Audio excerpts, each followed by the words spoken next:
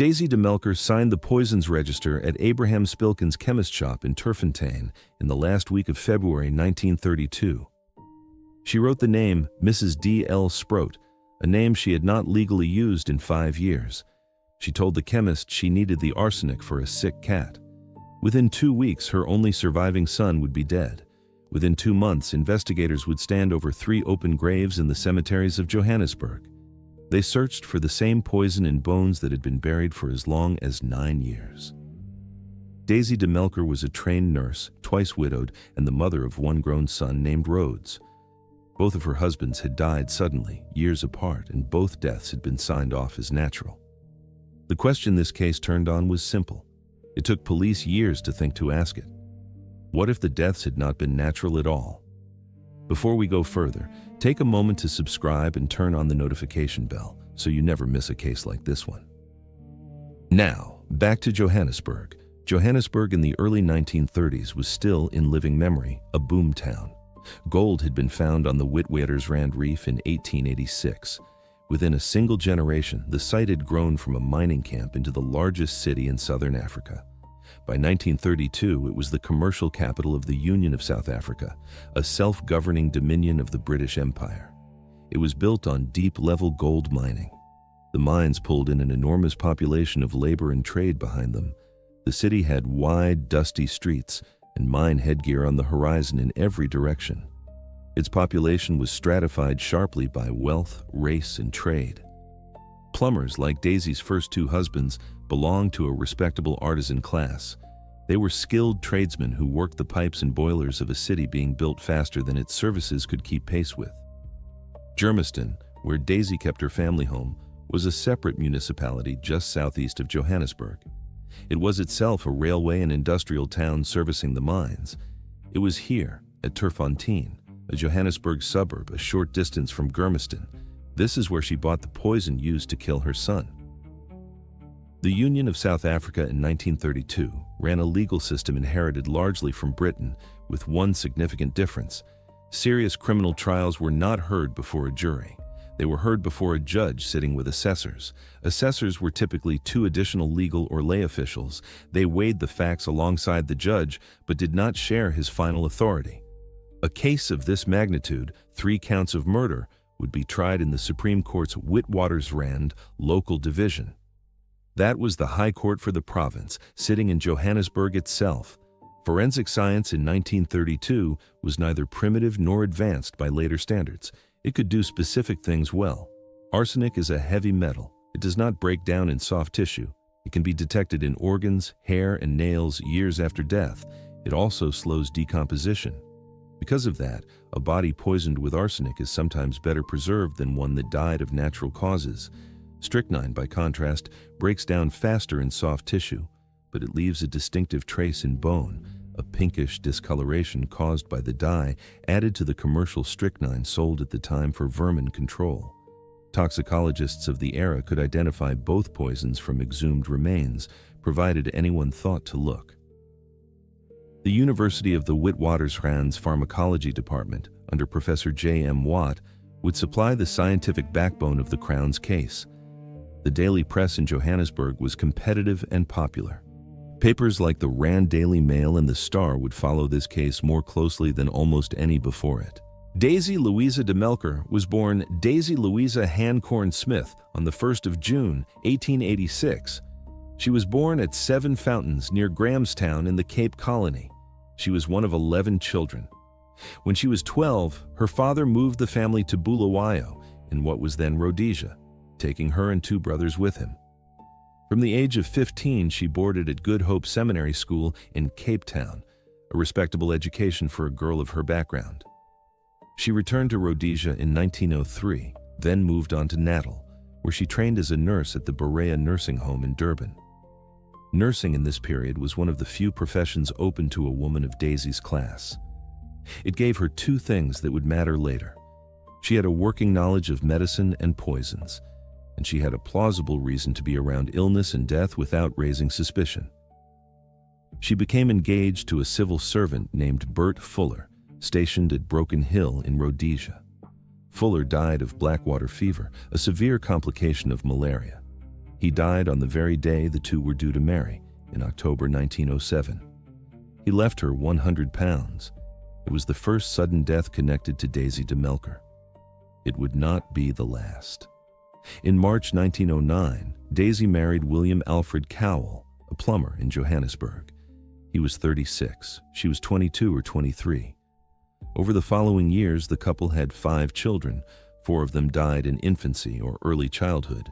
Twins did not survive infancy. A 3rd child died of a liver abscess. A 4th died at 15 months after convulsions and bowel trouble. None of these deaths was ever investigated as a crime, and none was later charged. They belong to the family record, not to the case against her. Only 1 child survived, a son, born in June 1911, whom the couple named Rhodes Cecil Cowell. William Cowell worked steadily as a plumber through the 1910s. The household, by the standards of Johannesburg's artisan class, was a stable one. Daisy managed the home and looked after her surviving son. Nothing in the record marks this period as anything but ordinary until the 11th of January, 1923. On that day, William Cowell collapsed after taking a dose of Epsom salts that Daisy had prepared for him. His symptoms were severe: extreme pain, foaming at the mouth, convulsions. A doctor called to attend him suspected strychnine poisoning and refused to sign the death certificate. A second doctor performed an autopsy. He was the acting district surgeon, a man named Fergus. His conclusion was chronic nephritis and cerebral hemorrhage, kidney disease, and a stroke. No prosecution followed. Daisy was the sole beneficiary. She received £1,795 from her husband's estate, a substantial sum for a widow of that class and era. 3 years later, Daisy married again. The wedding was on the 11th of January 1926. Her second husband was Robert Sproat, another Johannesburg plumber, roughly 10 years her senior.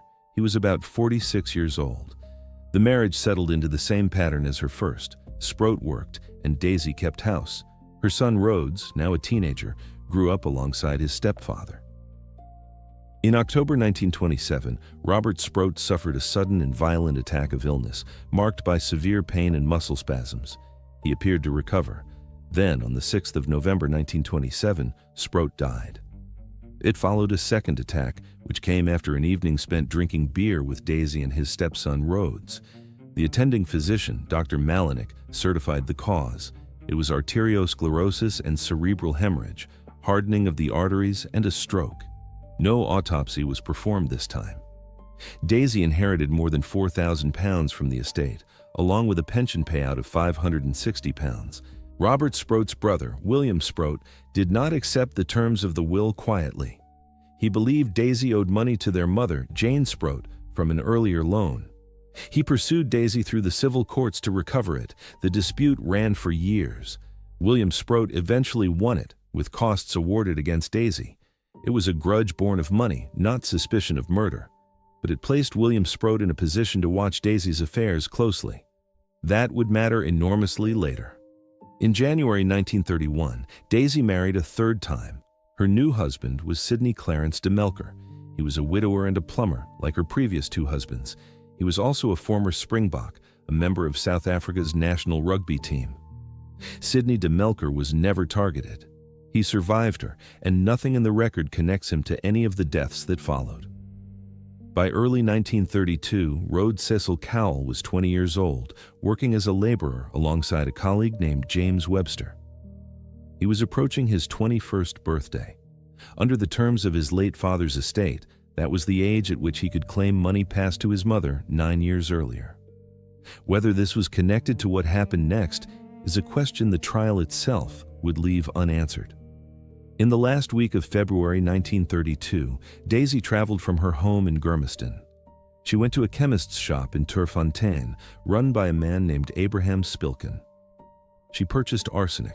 She signed the poisons register, as required by law, but she did not sign her own name. She wrote Mrs. D. L. Sproat, the surname of the husband who had died 5 years before. She told Spilkin she needed the poison to destroy a sick cat. If you want to keep following cases like this one, consider a like and a subscribe. It helps us keep uncovering these forgotten cases. Now, back to the record. On the 2nd of March, 1932, Rhodes went to work as usual. He was a 20-year-old laborer starting an ordinary shift beside his colleague James Webster. He carried a thermos flask of coffee that his mother had prepared for him that morning, an unremarkable object in a working man's kit. During the day, the two men shared the coffee from the same flask, passing it between them as colleagues did. Both fell violently ill within a short time of drinking it. Webster had taken only a small amount and began to recover within days. Rhodes had taken more, and his condition worsened instead.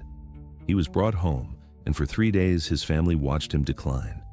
He died at home at midday on the 5th of March, 1932, in the same house where his mother had nursed him.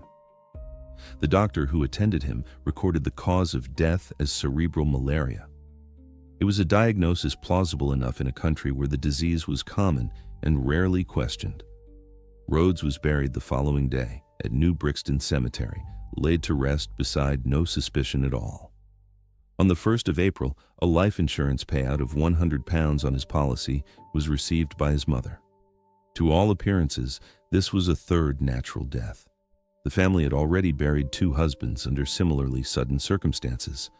Now, a 20-year-old son had died the same way.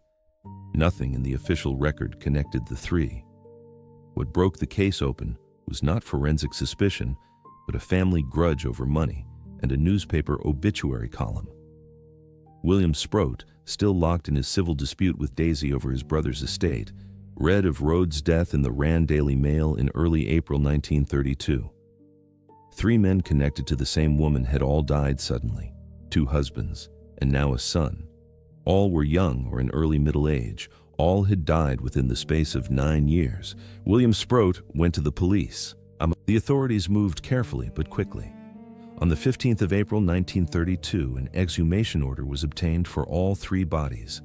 William Cowell had been buried 9 years. Robert Sproat had been buried more than 4 years. Rhodes Cowell had been buried barely 6 weeks. Grave by grave, across more than one Johannesburg cemetery, coffins that had been sealed for years and weeks alike were opened again under official order. All 3 bodies were disinterred and delivered for examination. The condition of Rhodes's remains was the first sign that something was wrong. His body was unusually well preserved for 6 weeks in the ground. That was a state consistent with arsenic poisoning, since the metal has a preservative effect on tissue. Dr. J.M. Watt, professor of pharmacology at the University of the Witwatersrand, conducted the forensic examination for the Crown. He worked through Rhodes's remains organ by organ. He isolated arsenic from his internal organs, from his spine, and from his hair. The 2 older bodies presented a harder problem. After 9 years and more than 4 years underground, the soft tissue of Cowell and Sproat had almost entirely decomposed. There was little left to test in the way Rhodes's remains could be tested, but bone survives far longer than tissue, and Watt turned his examination to the vertebrae of both men. In both, he found traces of strychnine, and in both, he found a telltale pink discoloration of the bone. It was the same dye-stained coloring associated with the commercial strychnine sold across South Africa at the time for killing vermin. 9 years in the ground had not erased it, and neither had 4. Investigators also tested James Webster, the coworker who had shared Rhodes's thermos flask and fallen ill without dying. Arsenic was found in his hair and in his fingernails. This corroborated a critical point for the Crown. Whatever had killed Rhodes had been in the coffee itself, in the flask both men drank from. It was not in some other food or substance Rhodes alone had consumed. Then Abraham Spilkin came forward. The Turffontein chemist had seen Daisy de Melker's photograph in the newspapers, which were now covering her son's death and the exhumations. He recognized her as the woman who had signed his poisons register in late February, as Mrs. D.L. Sproat. He went to the police with his register and his account of the sale. The Crown would later produce him as a surprise witness at trial. That moment would visibly unsettle the composure Daisy had maintained through most of the proceedings. The police now had the toxicology findings from all 3 bodies, the record of the poison purchase, and William Sproat's original complaint. They had enough to act. Approximately 1 week after the 15th of April exhumations, Daisy de Melker was arrested. She was charged with 3 counts of murder, The first was the killing of William Cowell in 1923. The second was the killing of Robert Sproat in 1927. The third was the killing of her son Rhodes in March 1932. The case proceeded directly from arrest to committal for trial before the Witwatersrand Local Division of the Supreme Court, the High Court sitting in Johannesburg. There was no extended inquest process separate from the criminal proceedings themselves. The exhumations and the forensic findings that followed them formed the evidentiary basis for her committal. She stood trial on all 3 counts. Nearly 6 months passed between her arrest in late April and the opening of the trial in mid-October. In that time, the toxicology from 3 exhumed bodies had to be assembled into a case a court could weigh. The newspapers that would soon fill their pages with her name had time to prepare their readers for what was coming.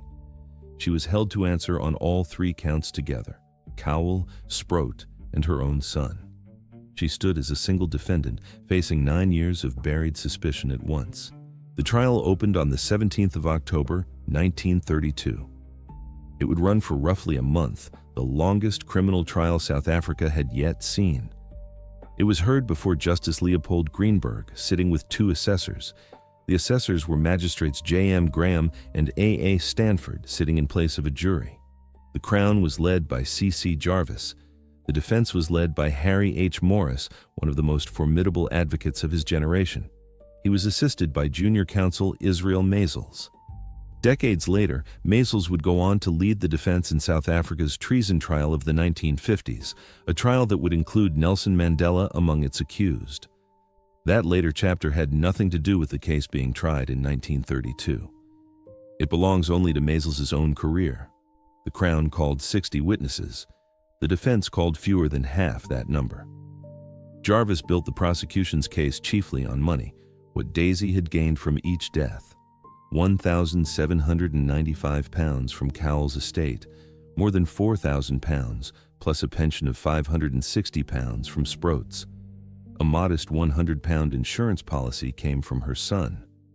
More significantly, there was the inheritance Rhodes would have been entitled to claim in his own right within months once he turned 21. Dr. Watt took the stand as the Crown's central scientific witness. He walked the court through his findings in careful sequence. He described the arsenic recovered from Rhodes's organs, his spine, and his hair. He described the pink-stained, strychnine-laced vertebrae recovered from the exhumed remains of both husbands. And he described the arsenic traced in James Webster's hair and fingernails, which tied the poison directly to the shared thermos flask. William Sproat testified as the man whose complaint had set the investigation in motion. He was seriously ill with double pneumonia through much of the trial. He gave his evidence under that strain, a sick man in the witness box recounting the grievance that had unraveled the case. A domestic worker in the de Melker household, a woman named Dora, testified that poison had been kept in the home. It was stored in an old jar that had once held Mrs. Ball's brand fruit chutney, an ordinary household object turned into a container for something else entirely. The most damaging moment of the trial came with Abraham Spilkin.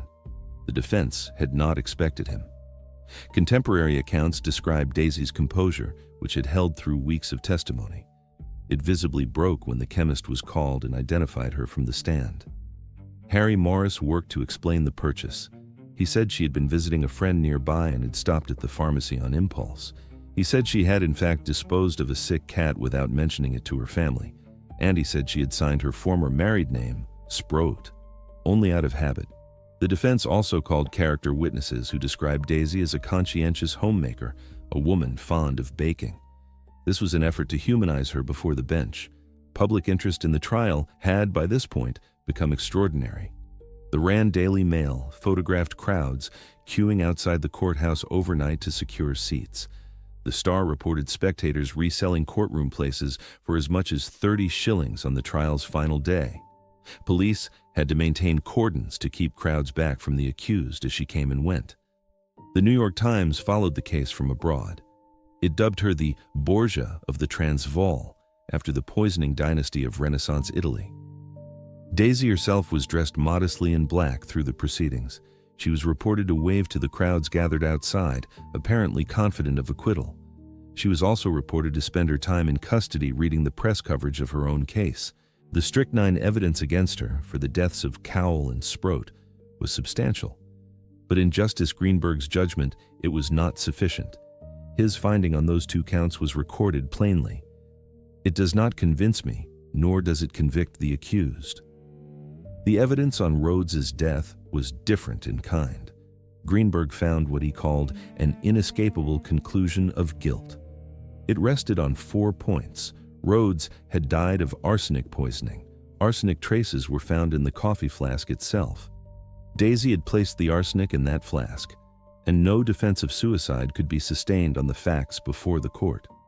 On the 25th of November, 1932, Daisy de Melker was convicted. The single count was murdering her son, Rhodes Cecil Cowell. She was acquitted on the counts relating to William Cowell and Robert Sproat. When Justice Greenberg passed sentence, witnesses recorded that her face went pale. She maintained her innocence to the end, reportedly saying, "I am not guilty of poisoning my son." Daisy de Melker was sentenced to death. She was hanged at Pretoria Central Prison on the 30th of December, 1932. She was 46. She was the second woman ever executed in the history of South Africa. Legal costs from her defense added to the civil judgment William Sproat had already won against her over his brother's estate. Together, they left Daisy de Melker's own affairs in ruins by the time sentence was passed. The woman who had inherited close to £6,000 across 2 widowhoods died owing more than she held. Her estate was declared insolvent. After her execution, she was buried in a pauper's grave without the means for anything else. No appeal to the appellate division of the Supreme Court survives in the documented record of the case, one way or the other. No filing, no dismissal, and no reprieve is recorded. Sentence was passed on the 25th of November. It was carried out on the 30th of December. Nothing survives in between. 5 weeks separated the 2 dates, and nothing in the surviving record suggests that time was used to seek any further hearing on her behalf. The de Melker case holds a singular place in South African criminal history. Justice Greenberg convicted her of 1 death, not 3, and held that the strychnine evidence against her earlier husbands was suggestive but not proven. Novelist Sarah Gertrude Millen drew on the case for her 1934 book, 3 Men Died. A television adaptation followed in 1993. A full biography was published in 2023. What began with a chemist's poisons register, a signature under a name she no longer legally held, ended in a Pretoria prison yard 5 weeks after a Johannesburg judge read out his verdict. 2 husbands went into the ground certified as natural deaths and stayed there undisturbed for years. It took a 3rd death and one brother's refusal to let a disputed will go unanswered to send investigators back to open the graves and ask the bones what the doctors of 1923 and 1927 had not thought to ask. If you want to see how another case like this one was uncovered, subscribe and turn on notifications so you don't miss it, and leave a comment with the case you'd like covered next.